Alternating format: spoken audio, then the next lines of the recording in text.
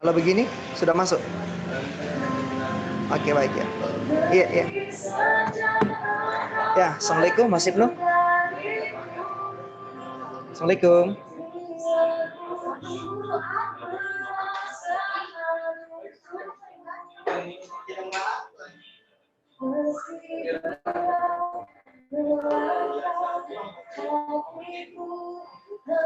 Ya, assalamualaikum Pak Herman.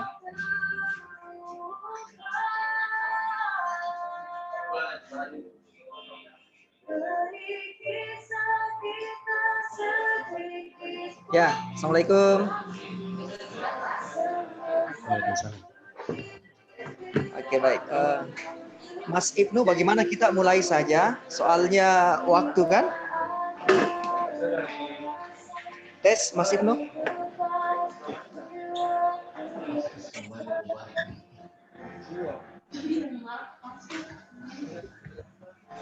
Mas Ibnu.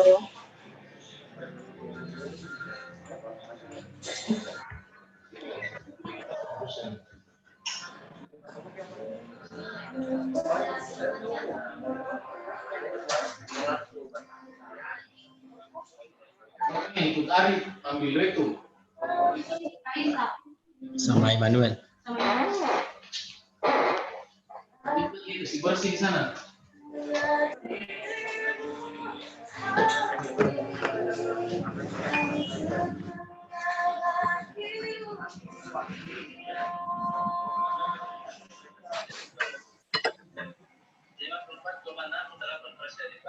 Ya, assalamualaikum. Ya, Ustaz. Bagaimana mulai Miki Dek? Ya, bisa. Sambil Ya, sambil menunggu yang lain, kita mulai saja dulu. ya, Ustaz. Silakan. Ya. Pak Prof tidak masuk ya? Prof masuk. Agak kecil suara tak? Sebentar Pak Prof menyusul masuk. Oh, iya.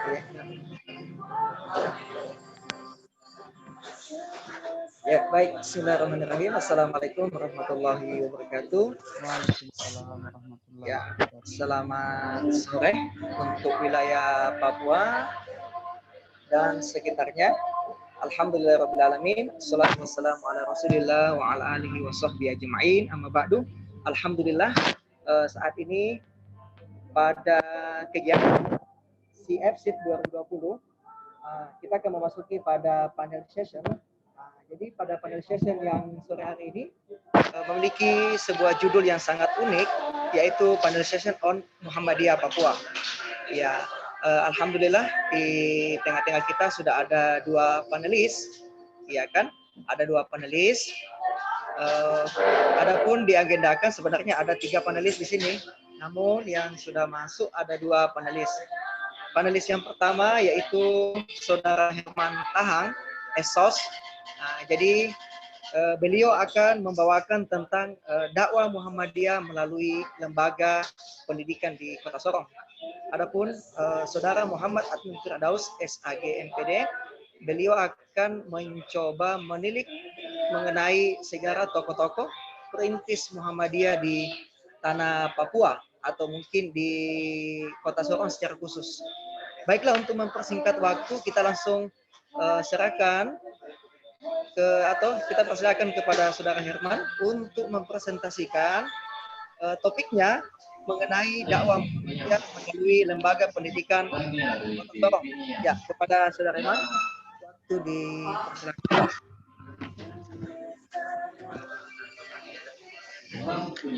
Baik, assalamualaikum warahmatullahi wabarakatuh. Halo. Ya, silakan Pak. Ya, baik. Saya akan presentasikan sebuah penelitian saya dakwah Muhammadiyah di lembaga pendidikan, yang mana di lembaga pendidikan yang saya ambil adalah persis di Kota Sorong. Baik, kami berangkat dari sejarah Muhammadiyah di Kota Sorong. Muhammadiyah di Kota Sorong itu pada tahun 1963, di mana ada seorang tokoh Muhammadiyah yang ada di Kota Sorong yang bernama Hadrat Hamid. Kemudian diberikan mandat untuk mendirikan Muhammadiyah di Kota Sorong. Pada saat itulah dalam mengumpulkan tokoh-tokoh yang ada di Muhammadiyah, ada di Kota Sorong, merembuk dan ada persetujuan yang mendapat persetujuan untuk menjadi ketua pertama, yaitu adalah Osman Saad. Dalam perjalanan beliau menjadi ketua Muhammadiyah di Kota Sorong, hadirlah pendatang atau dari saudara kita ada dari ujung pandang, yaitu Abdul Rauf Abu ya, bersama Abdul Rauf Ghani. Nah, beliau inilah yang cikal bakal munculnya beberapa gagasan-gagasan di bidang pendidikan dan sosial. Ya, kehadiran Muhammadiyah di Kota Sorong awalnya adalah sebagai dakwah. Tujuannya untuk berdakwah, namun fenomena ada di Kota Sorong ini bahwa melihat ada keterbelakangan pendidikan. Maka disitulah para tokoh-tokoh Muhammadiyah menggagas pendidikan. Kalau kita melihat di Sorong ini kan awalnya kita umat Islam minoritas. Artinya melihat beberapa sekolah-sekolah belum ada sekolah yang berlabelkan Islam. Makanya dari Muhammadiyah merembuk mendirikan suatu lembaga, yaitu dari TK sampai perguruan tinggi. Itu awal.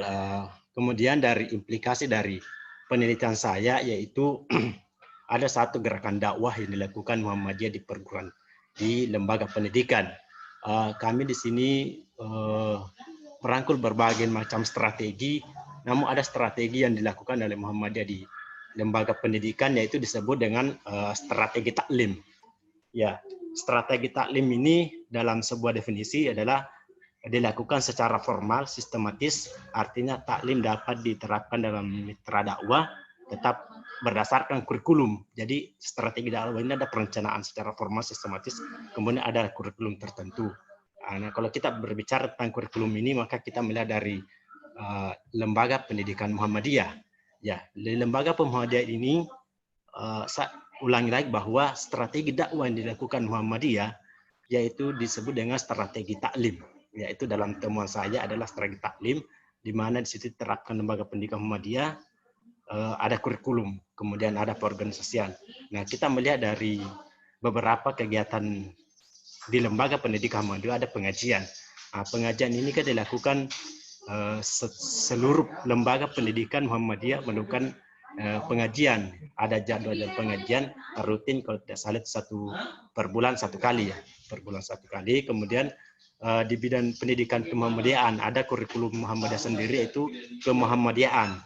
Kalau di tingkat perguruan tinggi al-Islam dan kemuhammadiyaan, tetapi salah satu keunikan di pendidikan kemuhammadiyaan ini, khususnya untuk perguruan tinggi Muslim maupun non-Muslim, meskipun non-Muslim semacam ada keharusan untuk mengikuti materi atau mata kuliah tentang al-Islam dan kemuhammadiyaan.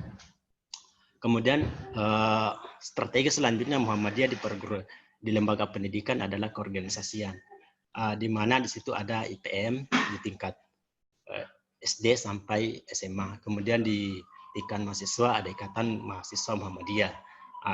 Dari keorganisasian ini sebenarnya tujuan daripada Muhammadiyah dakwahnya itu adalah sebagai kadar awal untuk generasi ke depan.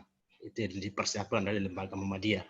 Lembaga Muhammadiyah di Kota Sorong secara keseluruhan ada 9. Dari tingkat di TK ada 3 lembaga, di SD ada 2, kemudian MTS di tingkat lanjutan ada 2, MTS dan SMP. Kemudian di jenjang SMA cuma 2 ya, SMA Muhammadiyah. Kemudian di perguruan tinggi Muhammadiyah. Kemudian perguruan tinggi Muhammadiyah ini agak sedikit unik terkait masalah perjalanan panjang dari status Universitas Muhammadiyah Sorong ini ya. Kalau kami melihat dari Siti Al-Amin didirikan tahun 1992, kemudian berubah tahun 2002 menjadi Universitas Al-Amin. Kemudian berubah lagi tahun 2006 menjadi Universitas Muhammadiyah Al-Amin. Dan terakhir 2002 beralih status menjadi Muhammadiyah Sorong. Baik, selanjutnya implikasi dalam penelitian saya di dakwah Muhammadiyah ini, saya mulai kembali, strategi yang dilakukan itu adalah strategi taklim, di mana ada perencanaan, sebuah kurikulum yang harus dibahas dengan tujuan untuk kaderisasi sebagai pembelajaran agama Islam kepada masyarakat. Kemudian selanjutnya badan otonom yang saya sebutkan tadi, ya ada dua, itu IPM dengan IMM. Adapun terkait masalah Pemuda Muhammadiyah Aisyah itu di luar daripada konteks lembaga pendidikan, tapi yang ada di lembaga pendidikan itu sangat berperan antara IPM dan IMM. Di situ adalah bertujuan untuk wahana proses dakwah dalam pemurnian ajaran Islam melalui pengkajian kemuhammadiyahan lewat organisasi itu, IPM dan IMM. Kemudian selanjutnya gerakan Muhammadiyah di Kota Sorong itu mulai dari lembaga kanak-kanak atau TK sampai di perguruan tinggi. Jadi lembaga Muhammadiyah ini jadikan sebagai sarana atau wahada untuk dakwah Islamnya yang menanamkan pengetahuan tentang al-Islam dan kemuhammadiyahan itu. Mungkin itu saja singkat dari hasil penelitian saya terkait masalah dakwah Muhammadiyah di Kota Sorong. Saya kembalikan ke moderator. Terima kasih. Saya rasa menarik sekali apa yang menjadi analisis atau kajian yang disampaikan oleh Pak Herman. Jadi sebelumnya Pak Herman ini adalah merupakan mahasiswa pasca sarjana IAIN. Alhamdulillah beliau saat ini telah dalam status menyelesaikan tugas akhirnya sebagai mahasiswa pasca sarjana IAIN. Tadi beliau sedikit menyinggung mengenai Muhammadiyah melalui lembaga pendidikan Kota Sorong. Nah, tadi beliau memaparkan bahwasanya Muhammadiyah itu masuk dari tahun 1960-an dan mulai berkembang pada tahun 1970-an. Dan salah satu perintis Muhammadiyah di Kota Sorong kala itu yaitu adalah Bapak Usman Saad, ya, yang kemudian diutus ke Papua atau untuk bagaimana mendakwakan Muhammadiyah ini. Nah, adapun strategi yang dilakukan oleh Muhammadiyah di dalam lembaga pendidikan, sebagaimana tadi dipaparkan oleh Saudara Herman selaku peneliti, bahwasanya menganut sistem strategi taklim, yaitu melalui taklim, ya. Taklim itu tidak bisa diidentikan dengan memberikan tausiah dan lain sebagainya, akan tetapi taklim lebih kepada terminologi kependidikan, jadi pengajaran bentuk taklim. Dan uniknya lagi ternyata sistem pendidikan di Muhammadiyah di Kota Sorong, walaupun basisnya merupakan sistem pendidikan Islam, namun tidak menutup kemungkinan anak-anak yang berada mungkin yang maksudnya agama lain selain Islam itu juga dapat bersekolah di Muhammadiyah. Dan ini yang menjadi ciri khas, ternyata Muhammadiyah itu bisa berada di tempat-tempat yang minoritas seperti ini, dan itu saya rasa unik untuk kemudian dikaji lebih mendalam. Lalu kemudian Banom atau badan otonom, atau mungkin di Muhammadiyah itu dikenal organisasi otonom. Nah, kalau kita di Nahdi itu dikenal dengan badan otonom. Itu ternyata memiliki peran juga yang sangat besar terhadap kaderisasi yang ada di persyarikatan Muhammadiyah. Dan tadi juga sudah dipaparkan mengenai fungsi perguruan Muhammadiyah, yaitu fungsi kaderisasi. Jadi adanya lembaga-lembaga pendidikan Muhammadiyah di Kota Sorong ini adalah sebagai salah satu upaya bagaimana generasi dari perintis maupun yang saat ini sedang memperjuangkan persyarikatan Muhammadiyah di Papua itu ada regenerasi ke depannya, tentunya melalui lembaga-lembaga pendidikan tadi ini, baik mulai dari tingkat taman kanak-kanak hingga perguruan tinggi. Dan menurut data per tahun 2010 itu lembaga pendidikan Muhammadiyah se-Indonesia kurang lebih berjumlah 17.300 sekian. Adapun di Kota Sorong sendiri sudah memasuki angka ke 50 kalau tidak salah, ya, untuk Papua Barat. Nah, seperti persyarikatan Muhammadiyah sendiri, ya. Kalau di Papua Barat ada 3 kampus perguruan Muhammadiyah, yaitu ada STKIP Manokwari, ada Uni Muda, dan ada Universitas Muhammadiyah Sorong. Dan ini merupakan 3 kampus yang menjadi basis pengembangan pendidikan di tanah Papua, yang dimana mengkolaborasi antara pendidikan agama maupun umum dan lain sebagainya. Dan alhamdulillah banyak alumni yang sudah berhasil. Sangat menarik sekali apa yang disampaikan oleh Saudara Herman.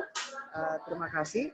Kita tahan dulu, ya. Apabila ada ingin bertanya mengenai dakwah Muhammadiyah melalui lembaga pendidikan di Kota Sorong ini nanti setelah panelis yang selanjutnya. Nah, baiklah kita persilakan kepada panelis selanjutnya yang akan disampaikan oleh Muhammad Adnan Firdaus SAG MPD.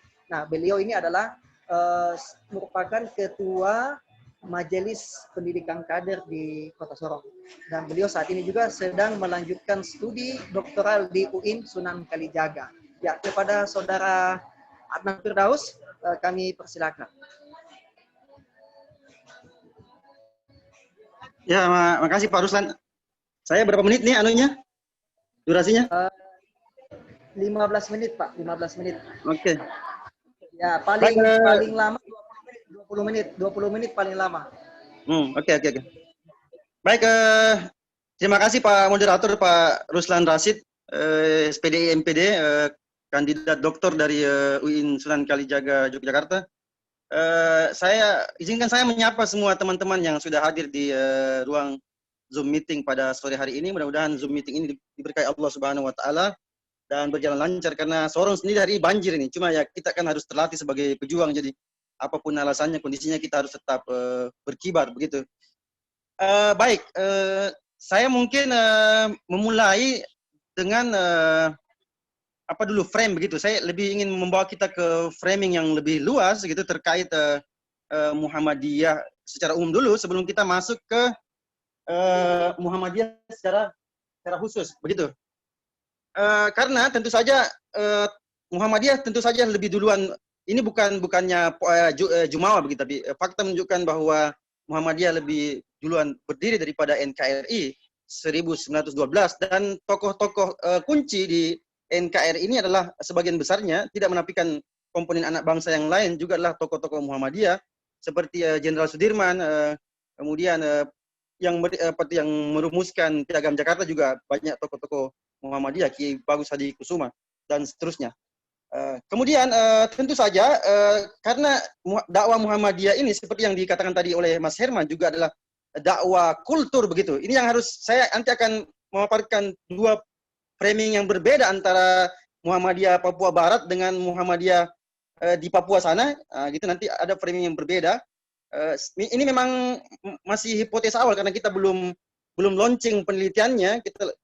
Mungkin setelah Zoom ini kita bisa lanjutkan dengan penelitiannya. Tapi saya melihat ada dua variabel yang berbeda kalau kita membaca, coba menelisik sejarah baik tokoh maupun lembaga Muhammadiyah Papua dan Papua Barat. Saya melihat ada sedikit perbedaan antara pendekatan kultur dan struktur begitu. Saya ingin mengatakan bahwa kalau pendekatan kultur, mungkin Muhammadiyah Papua itu lebih duluan daripada Muhammadiyah Papua Barat. Ya, dulu kan Irian Jaya kemudian berubah menjadi Irian Jaya Barat. Kemudian pemekaran di era Megawati kemudian terbagi menjadi dua, yaitu Provinsi Papua dan Papua Barat. Kalau secara kultur, Ketua Pimpinan Wilayah Muhammadiyah, Dr. Mulyadi Jaya, yang kebetulan juga seorang akademisi di Universitas Negeri Papua, itu sudah banyak menulis, sedikit banyak menulis tentang sejarah Muhammadiyah Papua. Beliau sudah menerbitkan di Republika Online beberapa tulisannya. Itu beliau menyebutkan bahwa kalau pendekatannya adalah kultur, maka sekali lagi saya katakan bahwa mungkin Muhammadiyah Papua lebih duluan kalau pendekatannya adalah kultur. Karena ada fakta yang menunjukkan, temuan-temuan yang menunjukkan bahwa tahun 1926 di daerah Merauke itu sudah ada, karena ini sekali lagi pendekatannya kultur, sudah ada pelaksanaan sholat Id yang identik dengan fikih Muhammadiyah, yaitu sholat Id di Tanah Lapang. Itu ada datanya. Kemudian ada misalnya nama pahlawan dari Aceh yang diasingkan oleh Belanda di Merauke, Bujang Slamet kalau nggak salah namanya, Tuan Guru Bujang Slamet itu nanti sudah bisa ditelusuri sejarahnya, dibuang ke Merauke, dan itu yang disebutkan sebagai yang memulai sholat Id secara di Tanah Lapang. Jadi pendekatannya kultur begitu. Namun kalau pendekatannya struktur, hipotesa saya sementara ini mengatakan bahwa Muhammadiyah Papua Barat, Sorong Kepala Burung khususnya, itu jauh lebih duluan. Salah satu tokohnya adalah Haji Abdul Rauf Abu, yang hasil hipotesa penelitian kita sementara mengatakan beliau ada di wilayah Kepala Burung ini tahun 1962-an gitu. Sebelum Pepera dan pada saat transisi operasi Mandala oleh Pak Harto yang saat itu notabene adalah Panglima Operasi Mandala yang base markas komandonya itu ada di Makassar dan di Maros begitu. Saya bisa menghidangkan fakta ada tokoh seperti Haji Medi yang orang Maros Endrekang yang itu adalah mama angkat dari Pak Harto saat operasi Mandala di Papua gitu. Jadi kembali ke Raup Abu. Raup Abu ini seorang Bugis Maros yang anggota veteran begitu, seorang entrepreneur, kalau kita sekarang bilang entrepreneur, wirausaha yang sangat akrab dengan notabene tokoh-tokoh ulama karismatik di Sulawesi Selatan saat itu. Ya, di Sulawesi Selatan kita mengenal ada Andre Gurta Ambot Dalle segala macam, ada yang Marzuki Arif, Ustadz Marzuki yang hafal 30 juz yang mendirikan Istiqomah. Ada Ustadz yang kemudian menjadi cikal bakal Wahda Islamiyah, Ustadz Arif kalau nggak salah. Ada termasuk Fatul Muin Daeng Mak Gading, Kiai Haji Fatul Muin Daeng Mak Gading yang secara kebetulan beliau adalah orang ketua veteran dan ketua wilayah Muhammadiyah. Inilah yang kemudian yang menurut hipotesa saya berinteraksi dengan secara intens dengan Haji Raup Abu yang notabene juga orang Maros, ada pendekatan kultur sama-sama orang Maros yang kemudian mensugesti dan mendorong Haji Raup Abu untuk melakukan pendekatan struktur dikirim ke Kepala Burung tahun 1960-an sebelum prakondisi Pepera begitu. Penentuan pendapat rakyat. Itu sebabnya tahun-tahun itu kalau kita baca sejarahnya, tahun-tahun itu kan sangat sulit dan sangat jarang orang mau masuk ke Papua karena masih identik dengan suka makan orang segala macam, kanibal segala macam. Itu fakta. Orang takut. Itu sebabnya negara kemudian saat itu mengiming-iming orang-orang di luar Papua untuk masuk ke Papua dengan memberikan iming-iming IB, uang Belanda itu. Nah, itulah yang kemudian membuat tertarik Haji Raup Abu dan keluarganya untuk datang ke Papua di tahun 1960-an begitu dengan iming-iming IB itu. Ada fakta-fakta yang saya temukan bagaimana misalnya peran wirausahaan dari Bugis Makassar khususnya Maros di wilayah Kepala Burung. Ketika misalnya Pelni saat itu masih belum berdiri, belum ada armada kapal yang bisa menghubungkan Papua yang begitu terisolasi secara operasi darat, apalagi operasi laut, belum ada yang bisa. Ketika itu peran seorang Raup Abu melalui CP Cahaya Rahmatnya bisa dicek itu sangat dominan membantu pemerintah dalam distribusi logistik. Nah, gitu. Uang IB sendiri sekali lagi itu adalah uang yang berlaku tidak terlalu lama saat itu, hanya dalam waktu tertentu. Kalau misalnya satu IB itu berapa ya? Pokoknya banyak lah gitu saat itu, dan itu yang membuat kemudian mapan. Hasilnya kemudian Raup Abu kemudian juga karena beliau punya strategi dakwah, kalau kita bilang dalam bahasa strategi dakwah itu adalah dakwah Robtul Am ya. Robtul Am itu adalah pendekatan antropologis, sosiologis untuk merangkul tokoh-tokoh inti di Kepala Burung ini, seperti tadi yang disebut oleh Pak Herman. Ada tadi disebut Usman Saad segala macam. Ada Rashid Arfan, ada Pak Rahman Yubun, tokoh-tokoh yang notabene adalah bangsawan Kiai, bangsawan Raja Ampat, dan ini secara kebetulan juga kalau kita telisik situs-situsnya, itu nanti ada kaitannya dengan situs penyebaran Islam. Bangsawan-bangsawan Kiai Raja Ampat di wilayah Kepala Burung ini, misal Raja Ampat, itu nanti silakan diteliti, ada benang merah situsnya dengan para penyebar Islam di wilayah, terutama di wilayah Kepala Burung ini dari Bugis Makassar. Silakan dicek di Raja Ampat itu ada sebuah gua yang sangat indah. Nanti di atasnya ada lafaz Allah itu yang orang-orang situ meyakini sebagai karomah begitu. Ada makam-makam orang-orang seperti Fatimah segala macam yang notabene Bugis. Dan itu sebabnya untuk menandakan bahwa yang menyebarkan Islam di wilayah Kepala Burung ada orang Bugis, biasanya bangsawan-bangsawan di wilayah ini adalah berfam Bugis begitu. Silakan dicek, ada Taha Bugis segala macam, ada yang lain-lain ada PAM-nya Bugis.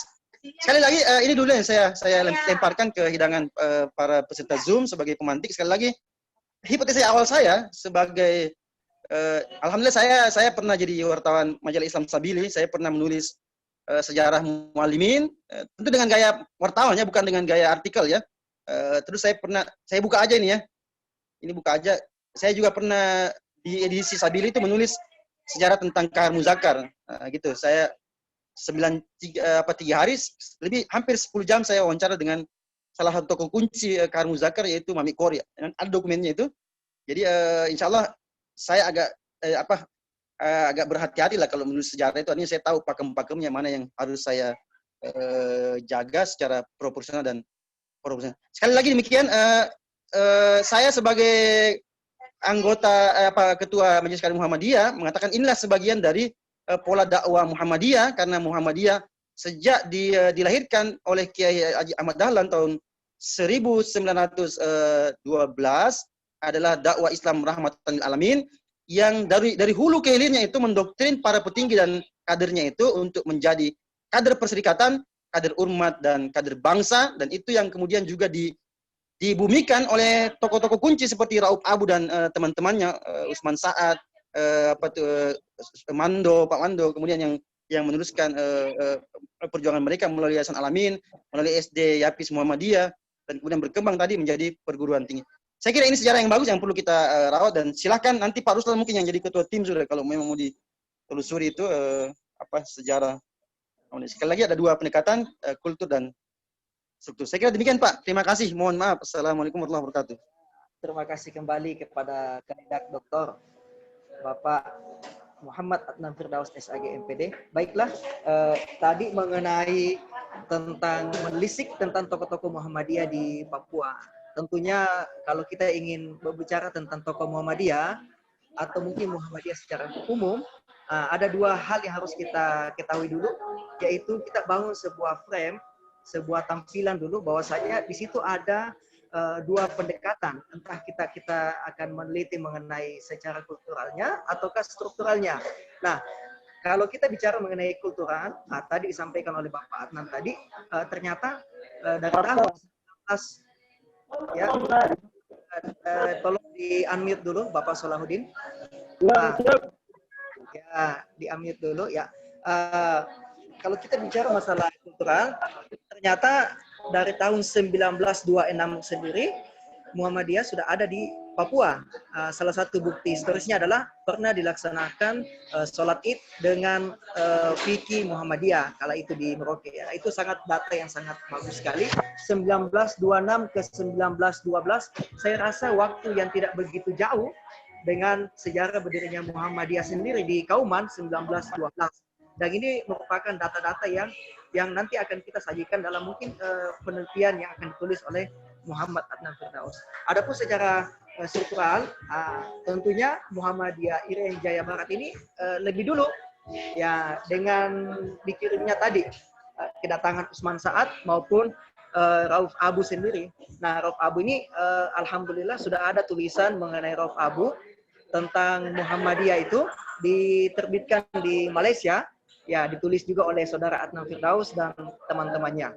Oke, baiklah Bapak Ibu sekalian, baik yang ada di Zoom meeting maupun yang live di Facebook atau YouTube, jika ada hal-hal ingin ditanyakan, silakan boleh langsung atau mungkin melalui kolom chat.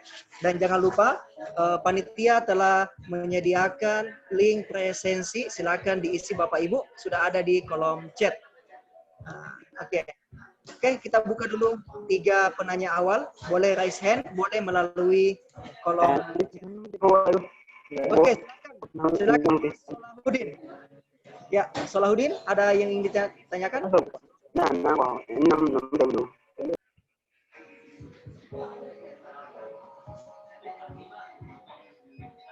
Atau mungkin Dinda Ade Mandala? Dinda Ade Mandala ini mahasiswa di IAIN Parepare kalau tidak salah ya.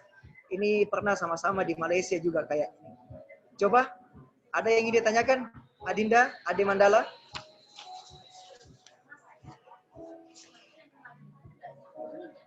Kalau tidak ada, mungkin saya ingin memancing dulu, memantik pertanyaan kepada Saudara Herman. Tadi saudara mengatakan bahwasanya salah satu strategi yang dilakukan oleh Muhammadiyah di dalam dakwah melalui lembaga pendidikan adalah taklim. Mungkin bisa sedikit dijabarkan oleh saudara peneliti apa yang dimaksud taklim itu, pendekatan apa yang digunakan. Karena kalau kita bicara mengenai pendekatan kebahasaan maupun dan lain sebagainya, tentu ini hal yang sangat inovatif. Kira-kira mungkin saudara peneliti apa yang telah didapatkan? Maksudnya taklim dalam bidang pendidikan itu apa yang ingin diharapkan oleh Muhammadiyah Kota Sorong seperti apa? Silakan.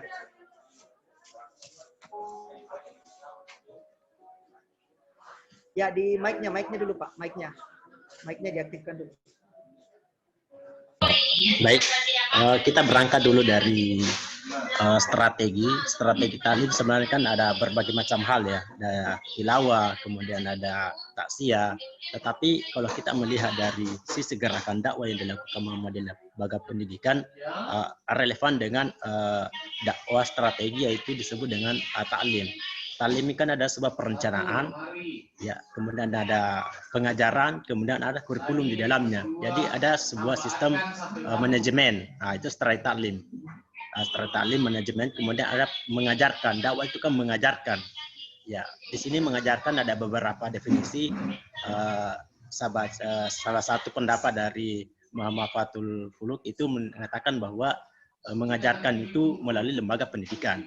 Ya, ada dikembangkan dalam sebuah psikologi dakwah itu adalah mengajarkan itu melalui lembaga pendidikan. Mengajak, karena dakwah itu kan berasal kata dakwah dayu ya dawatan. Artinya mengajak, menyeru, ajakan, dan panggilan, dan mengajarkan. Nah, dakwah Muhammadiyah ini di lembaga pendidikan relevan dengan satu definisi tentang mengajarkan. Mengajarkan ini dalam sebuah buku-buku, dalam sebuah literasi, yaitu dikembangkan dalam sebuah lembaga dakwah, mengajarkan di bidang dakwah itu, di mana taklim itu adalah sebuah perencanaan, sebuah dalam pembahasannya itu mencakup tentang perencanaan dan kurikulum. Nah, terkait masalah dakwah Muhammadiyah, kan Muhammadiyah sudah punya kurikulum tersendiri di lembaganya ya. Kalau kita lihat ada pendidikan kemuhammadiyahan di tingkat SD sampai SMA, kemudian di perguruan tinggi disebut dengan Al-Islam dan Kemuhammadiyahan. Dan setahu saya Al-Islam Kemuhammadiyahan ini bukan hanya diajarkan sama untuk saudara-saudara kita yang Muslim, tapi non Muslim juga bisa mengikuti perkuliahan ini. Ya, mungkin itu saja yang saya bisa sampaikan. Menarik ya saudara Herman, masalah pendidikan Muhammadiyah. Nah, ini yang kita mau tanyakan, bagaimana aplikasinya implementasi dalam penerapannya bagi masyarakat yang non Muslim. Kan tadi saudara mengatakan pendidikan Muhammadiyah ataupun Islam dan Muhammadiyah diajarkan hanya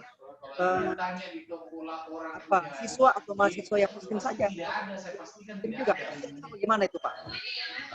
Baik, di sini dalam penelitian disebutkan bahwa Al-Islam Kemuhammadiyahan bukan saja untuk diajarkan untuk Muslim, tetapi non Muslim pun juga diajarkan itu ya. Kalau kita melihat di perguruan tinggi itu,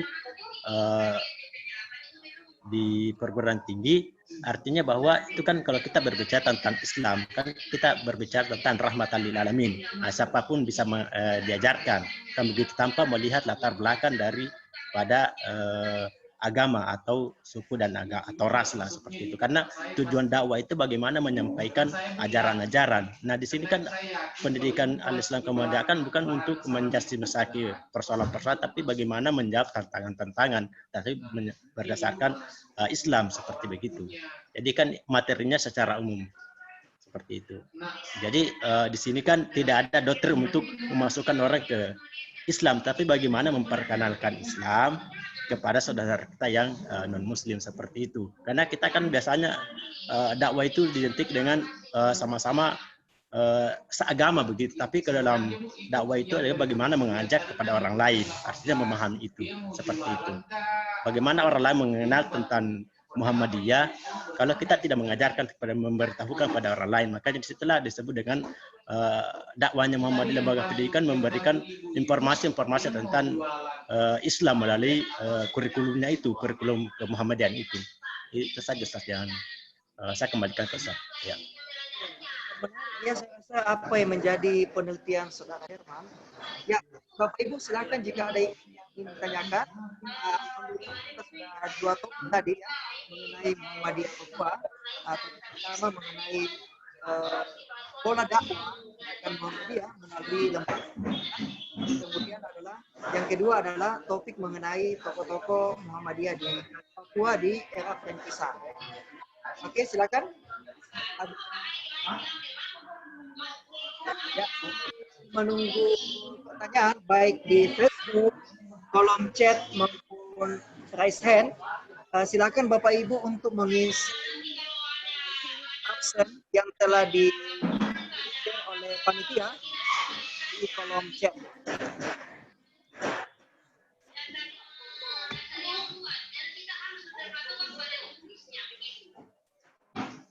Oke, ini pada Pak Adnan, Muhammad Firdaus ada pertanyaan begini Pak. Bisakah Bapak menjelaskan sedikit apa yang Bapak maksudkan dengan kultural maupun struktural? Saya masih rancu mengenai kedua yang silakan Pak. Oke, ini ada pertanyaan dari Facebook. Oh ya, Oke. terima kasih Mr. Facebook. Semoga Facebooknya panjang umur dan penghasilannya semakin banyak. Amin, amin. Sedekahkan kepada pembicara dan semua yang hadir pada sore hari ini. Sedekah dari Facebook. Baik. Begini. Muhammadiyah itu kan Muhammadiyah gitu. Muhammadiyah itu kan gerakan Islam, juga gerakan dakwah Islam tajdid begitu. Gerakannya itu seperti pola dakwah Rasulullah Muhammad SAW begitu. Kalau kita baca Sirah Nabawiyah kan ada gerakan yang terang-terangan, ada yang senyap begitu. Ada yang melalui orang-orang, ada yang melalui person-person gitu. Itu sebabnya kan Nabi itu kan beliau kan pemimpin spiritual dan juga kepala pemerintahan gitu. Tapi itu kan panjang kalau kita membahas itu. Nanti bisa sampai pagi dibahas itu. Yang saya maksud adalah begini, ada pendekatan dakwah yang melalui kader-kader Muhammadiyah di Papua dan Papua Barat itu yang melalui personnya. Dia kemudian unggul. Begini, saya kasih contoh begini. Ini kan ada tokoh agak fenomenal ya, namanya Raja Rumbati. Kami di pimpinan wilayah Papua Barat sebenarnya sudah punya action plan begitu untuk meluncing beliau di acara Muktamar Muhammadiyah kemarin sebelum pandemi begitu. Itu kan ada fakta-fakta sejarah bagaimana beliau bertemu dengan Bung Karno, bagaimana beliau dekat dengan seorang tokoh yang terkenal di Papua, tokoh perempuan yang bernama Herlina, itu ada fotonya. Bagaimana Raja Rumbati ini misalnya menghadiri Asia Afrika segala macam. Ini memang lagi kita dorong supaya mungkin lewat Zoom ini bisa kita prakondisikan juga, dicicil begitu agar menjadi nama YIN Sorong ya, supaya kan bagus kalau YIN Sorong Rumbati begitu dan beliau jejak historisnya itu ada, dokumennya ada, ketemu Bung Karno, menghadiri Asia Afrika segala macam. Tetapi kan beliau ini kan kultur begitu, kader kultur. Maksud saya begini, belum ada dokumen yang menyatakan bahwa beliau misalnya ketua ranting Muhammadiyah atau misalnya ketua cabang Muhammadiyah, ketua pimpinan daerah Muhammadiyah, ketua wilayah Muhammadiyah begitu. Karena kan dua-duanya adalah sayap dakwah Muhammadiyah, kultur dan struktur, bergerak lewat orang-orangnya, kader-kader intinya maupun lewat struktur, menggerakkan struktur. Itu sebabnya kan doktrin Muhammadiyah selalu mengatakan bahwa kita mengembangkan dakwah itu dengan melalui organisasi ya, gitu. Cuma kan tidak semua kemudian orang bukan fobia, enggak. Tidak semua orang mau dengan gerakan struktur misalnya. Ada yang maunya lewat kultur. Salah satunya Raja Rumbati ini kalau saya lihat tadi itu. Makanya kan pendekatan fikih, sholat id berjamaah. Karena beliau belum bukan strukturnya belum ada struktur, tapi kulturnya. Kalau Haji Rauf Abu di Papua Barat, begitu, itu ada datanya bahwa beliau beberapa kali, karena memang secara hierarki pendekatannya dekat dengan Fathul Mu'in Daim Gading yang notabene adalah ketua Muhammadiyah dan juga ketua veteran, dekat dengan itu baik, bahkan ada yang mengatakan keluarga, masih famili dengan Fathul Mu'in Daim Gading itu kemudian dibawa ke sini Walaupun karena kondisi dakwah saat itu tidak harus langsung kemudian muncul atas nama Muhammadiyah juga. Macam ada fakta menggandeng Yapis. Kemudian juga berkolaborasi dengan tokoh-tokoh lokal. Nah, itu sebabnya banyak yang itu tadi polanya kayak Pak Rumbati itu Muhammadiyah, tetapi tidak mau secara struktur masuk ataupun nampak begitu kan. Kita juga tidak bisa memaksakan orang itu dengan pola anunya strategi dakwanya begitu kan, karena ini kan pilihan gitu. Nah, kalau Rauf Abu beliau sebagai seperti Abdurrahman bin Auf begitu, penyandang dana mendirikan Masjid Al-Amin, kemudian ada Panti Asuhan Putra Putri Muhammadiyah, ada SD Muhammadiyah, ada SMP Al-Amin Muhammadiyah, ada SMA Al-Amin Muhammadiyah, kemudian Setia Al-Amin Muhammadiyah tadi yang disebutkan Pak Herman, kemudian berkembang menjadi UMS. Itu pendekatannya agak struktur. Bagaimana misalnya ada fakta bagaimana Pak Rauf Abu begitu, Haji Rauf Abu mendorong Toha Mando menjadi ketua Muhammadiyah, mendorong Pak tadi Usman Saad, memotivasi Pak Rahman Yubun dan lain-lainnya untuk masuk di struktur Muhammadiyah gitu. Jadi saya kira begitu Pak Ruslan, itu yang saya maksud pola pendekatan kultur dan pola pendekatan struktur. Kalau struktur berarti secara organisatoris, karena memang itu juga ada di Khittah Perjuangan Muhammadiyah, ada di ADRT. Sedangkan kalau kultur lebih kepada kreasi dai-nya itu, dakwanya, ketokohan individunya, walaupun tidak masuk di struktur tadi ranting kah, cabang kah, daerah kah, atau wilayah kah, atau pusat, tapi dia menggarami terutama dengan secara fikih ya, mempraktekkan pola keberagamaan yang dekat dengan kultur Muhammadiyah. Saya kira begitu Pak Ruslan. Oke, baik. Terima kasih pertanyaannya. Baik kepada saudara Adnan. Ya, ini ada pertanyaan lagi nih Pak dari Litban Keagamaan Palembang nih. Beliau bertanya begini, saya rasa menarik, intinya ya, saya rasa menarik mengenai studi tokoh yang dilakukan oleh Muhammad Adnan Firdaus. Namun menjadi pertanyaan saya, apakah saudara Adnan telah membuat semacam desain studi tokoh atau desain penelitian studi tokoh itu sendiri? Karena bagi saya, untuk mengenai kajian-kajian tokoh, banyak hal-hal yang harus kita kaji dalam berbagai sisi. Nah, silakan dijawab, Pak. Ya, terima kasih pertanyaannya dari Balai Litbang di Palembang ya tadi ya? Ya. Terima kasih, mudah-mudahan panjang umur, rezekinya lancar.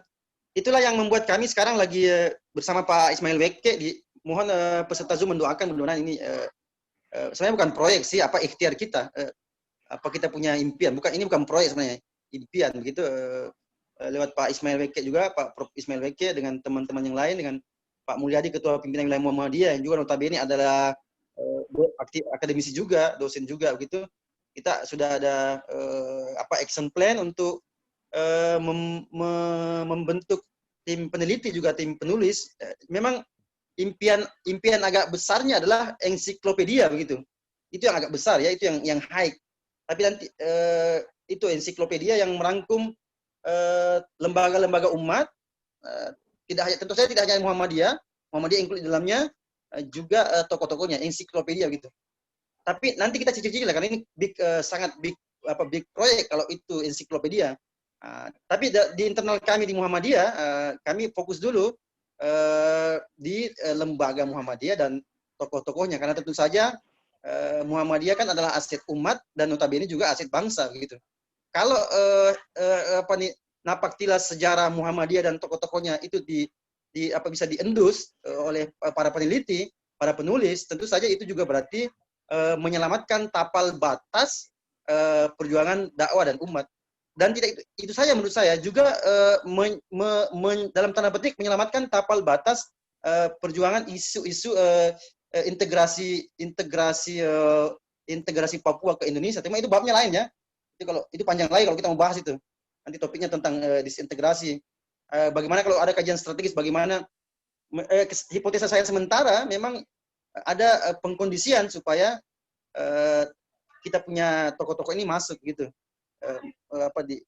Coba ini agak strategis kajiannya gitu by design supaya mereka menjadi ada apa? Ini agak tinggi bahasanya, clandestine begitu, masuk menyusup, mempengaruhi, menggalang massa. Itu sebabnya juga ada fakta bagaimana program transmigrasi pertama di Papua itu, di Papua dan Papua Barat itu, ada fakta yang menyebutkan bahwa Muhammadiyah secara individu maupun tokoh-tokohnya itu terlibat dalam baik seremonialnya maupun prakondisi menyambut warga transmigrasi yang datang di Papua dan Papua Barat. Saya kira begitu Pak, tolong doakan mudah-mudahan ini jalan, dan kalau itu jalan, apa yang menjadi sugesti dari teman-teman di lembaga Balai Litbang Palembang itu insya Allah bisa terwujud dengan kerja tim tentu saja. Dengan kerja tim, karena saya bukan Superman, Pak Ruslan bukan Superman, Pak Ismail Wekit juga bukan Superman, Pak Herman juga, Pak Hilman dan Pak Mulyadi bukan Superman. Kita harus, sekarang eranya teamwork begitu, teamwork yang kuat, karena kita bukan Superman apalagi Superman. Saya kira begitu Pak. Ya, baik. Terima kasih Pak ya. Mungkin saya tambahkan sedikit mengenai desain penelitian studi tokoh itu. Kalau kita buka di dalam Furqan dan Maimun, itu tentunya kalau kita bicara mengenai desain studi penelitian terkait masalah studi tokoh itu ada hal yang tidak boleh terlepas, ya kan? Yang pertama adalah bagaimana konteks studinya, fokus studinya, tujuan studinya, sampai mengenai ruang lingkup studi yang akan kita kaji mengenai tokoh tersebut. Kalau dia memiliki sebuah karya, maka akan dikaji lebih dalam mengenai gagasan atau pokok-pokok pemikirannya. Lalu kemudian secara manfaat atau manfaatnya secara teoretik, secara personal maupun secara praktis, atau mungkin bagaimana metode studi itu dilakukan, mungkin mulai dari pengolahan data, keabsahan data, hingga analisis data. Sehingga penyajian mengenai studi tokoh itu dia bersifat absolut dan dapat diuji kebenarannya. Itu mungkin tambahan saya. Baik, terima kasih. Alhamdulillah ada juga pertanyaan ini. Pak Ustadz, Ana izin bertanya. Siapa ini? Pak Solahuddin Damianus. Silakan Pak Solahuddin. Pak Solahuddin Damianus, silakan Pak. Di-unmute dulu mic-nya. Pak Solahuddin, silakan Pak. Ya, pertanyaannya ditujukan ke siapa? Panelis 1 apa panelis kedua?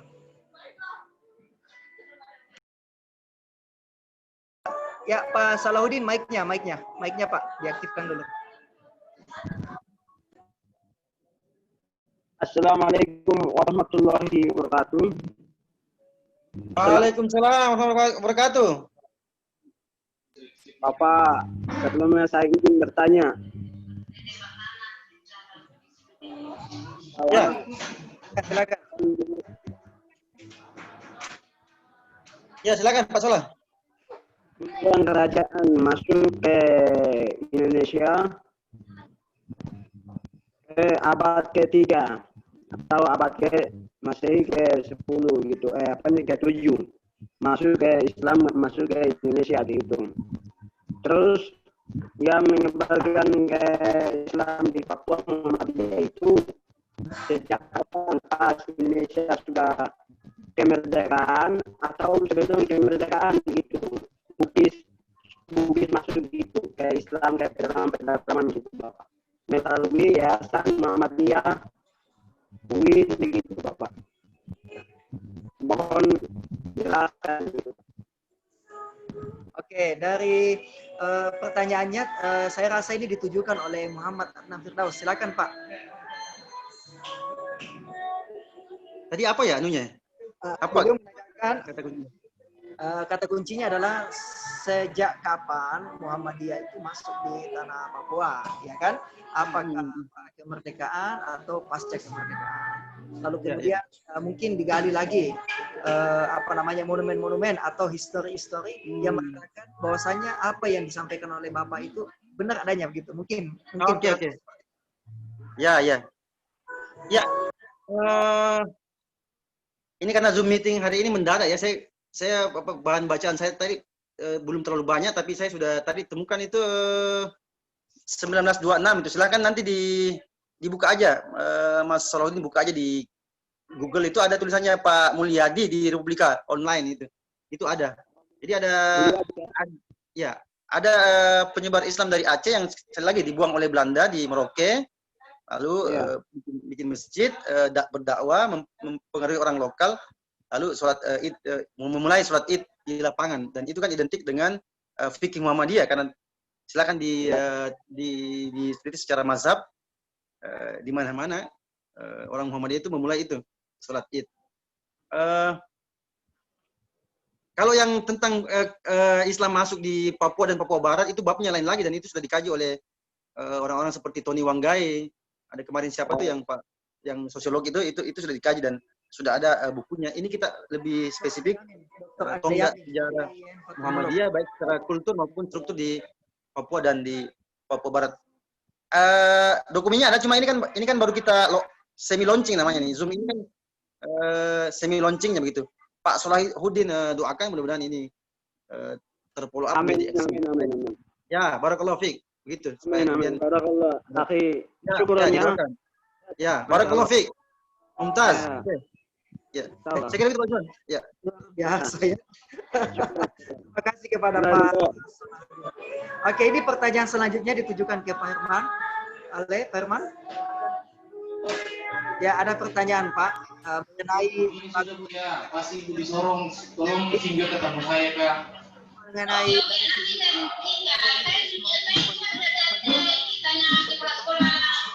pendidikan atau lembaga pendidikan Muhammadiyah saat ini. Iya. Baik, terima kasih kesempatan berikan kepada saya. Kalau kita melihat dari sisi kuantitas pendidikan di Muhammadiyah di Kota Sorong, dalam penelitian saya lakukan tahun 2014 lalu sampai sekarang belum ada pengembangan terkait masalah pendidikan. Artinya lembaga pendidikannya dari sebelumnya 9 masih tetap bertahan di 9 secara kuantitas. Tetapi secara kualitas kami melihat lembaga-lembaga pendidikan ini sangat berkualitas. Kita melihat dari tingkat TK, ya kita festival di tingkat TK ini kan dari TK-TK yang paling terkenal adalah TK Abbasiyah 2. Ya, TK Abbasiyah 2 itu paling terkenal di tingkat TK. Kemudian di tingkat SD Muhammadiyah 1 dan SD Muhammadiyah, di setiap pergerakan kita melihat di setiap tahunnya ada lomba cerdas cermat ya. Ini tingkat SD, SMP, SD MI se-Kota Sorong. Ya, kita melihat itu adalah SD Muhammadiyah 1 dan SD Muhammadiyah selalu bersaing di antara sebelumnya 2 tahun berturut-turut SD Muhammadiyah 1, SD Muhammadiyah 2 juara 1. Ya, juara 1. Kemudian SD Muhammadiyah 1 juga tahun lalu sudah juara 1. Kan begitu, artinya SD dengan SD ini selalu bersaing antara 1 dan 2, SD Muhammadiyah 1. Kemudian dia bersaing secara kualitas. Begitupun di jenjang SMP. Nah, kita melihat jenjang SMP selalu melahirkan SMP dengan MTS ya. MTS itu adalah juara-juara, ada karate ya, tapak suci ya, dari tapak suci, kemudian festival-festival lainnya ya. Selalu kemudian ada yang selalu dilaksanakan dari dinas itu adalah OSN, Olimpiade Sains ya. Kalau kita melihat adalah tidak terlalu jauh lah kualitas dari yang lainnya dari negeri-negeri yang ada di Kota Sorong ini. Kemudian kalau kita melihat dari perguruan tinggi, kita melihat dari Universitas Muhammadiyah yang terbaik di Papua Barat. Ya, kita tidak bisa mendeskripsikan bahwa memang yang terbaik di Papua Barat adalah Universitas Muhammadiyah Sorong ya. Seperti itu. Itu saja dari secara kualitas, secara kuantitas tidak ada pengembangan, tetap di 9 lembaga di lembaga pendidikan, kemudian secara berkembang, tapi berkembangnya secara kualitas, ada kualitas peserta didik. Baik, terima kasih kepada Pak Herman. Ya, alhamdulillah Bapak Ibu sekalian, baik peserta yang hadir pada Zoom meeting maupun live di Facebook, kita sudah masuk pada penghujung acara. Mungkin kita kasih kesempatan masing-masing panelis untuk closing statement. Mungkin kita persilakan kepada Muhammad Adnan Firdaus dulu. Silakan Pak, closing statement-nya. Ya, mic-nya dulu Pak. Ya. Sejarah itu adalah bongkahan berlian begitu. Sejarah itu adalah bongkahan berlian yang harus kita rawat dan kita jaga dengan harus ada mujahadah begitu.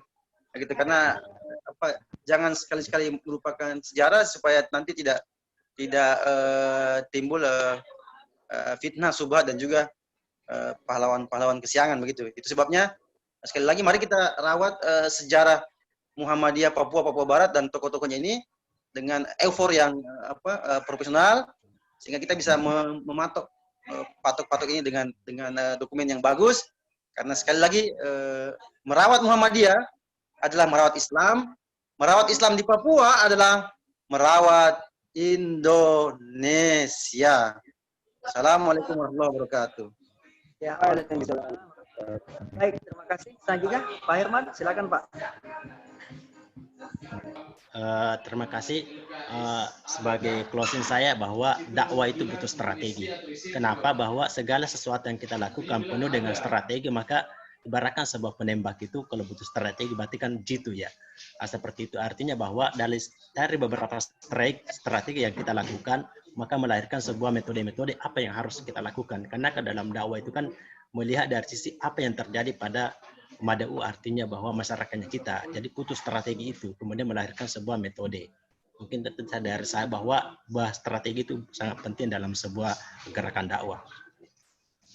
Oke, terima kasih kepada Pak Herman. Alhamdulillah, kedua panelis telah memberikan closing statement yang begitu jitu dan tepat sasaran ya. Tentunya mengenai panel session on Muhammadiyah Papua. Baiklah Bapak Ibu yang dirahmati oleh Allah Subhanahu wa taala, jangan lupa untuk mengisi link sertifikat yang telah dibagikan oleh panitia, telah tersedia di kolom chat ya. Bagi Bapak Ibu yang ada yang live di Facebook maupun di YouTube, silakan untuk menghubungi panitia untuk mendapatkan link sertifikat. Sekian dari saya. Kita tutup dengan sama-sama mengucapkan lafaz hamdalah, Alhamdulillahirabbil alamin. Ya, saya kembalikan ke Saudara Ibnu Hajar. Silakan Pak.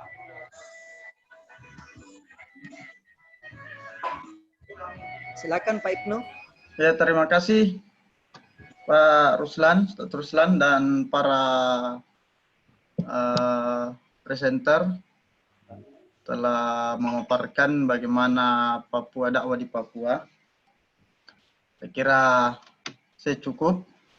Karena di sini juga sudah menjelang maghrib, dan semoga apa yang dicita-citakan oleh para panelis ini bisa tercapai terkait bagaimana penelitian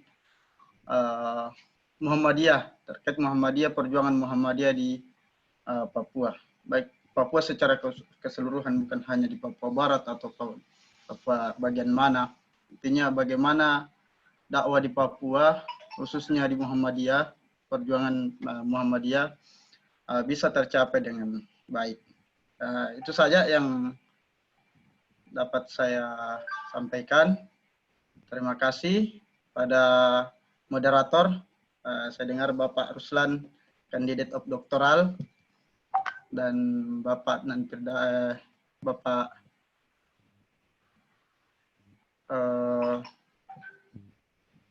Adnan dan Bapak Herman. Semoga selalu dilindungi Allah Subhanahu wa taala, dan apa yang diceritakan terkait pendidikan yang sementara ditempuh para calon kandidat doktor bisa selesai secepatnya dan kembali mengabdi. Ya. Terima kasih Pak. Assalamualaikum warahmatullahi wabarakatuh. Waalaikumsalam warahmatullahi wabarakatuh. Terima kasih Kang Ibnu semuanya. Saya tutup.